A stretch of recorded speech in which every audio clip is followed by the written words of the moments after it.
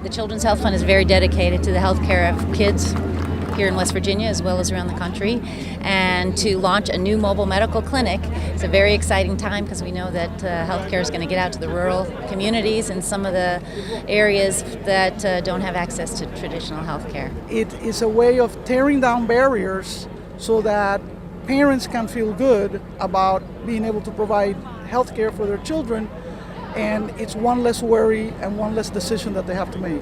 We go into the schools 3 days a week, and we see anywhere from a handful of kids each visit at each school to anywhere from 30 to 40 kids each day, and it's unbelievable. I work in Logan County, so in order to take the kids to the doctor, I had to take off from work to do that, and it was an all-day thing.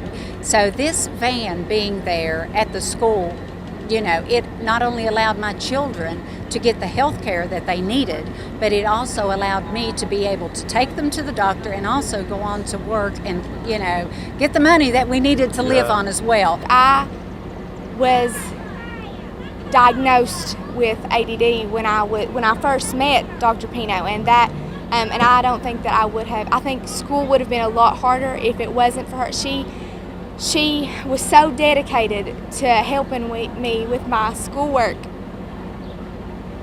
and she always encouraged me, to try as hard as I could.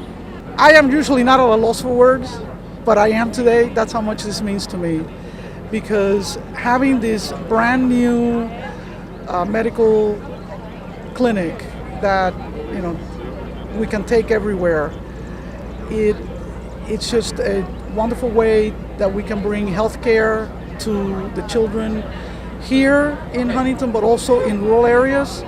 And it's a great way to show when you make partnerships what you can accomplish, because this is a partnership of the medical school at Marshall, the Children's Health Fund, Cabell Huntington Hospital, and Walmart.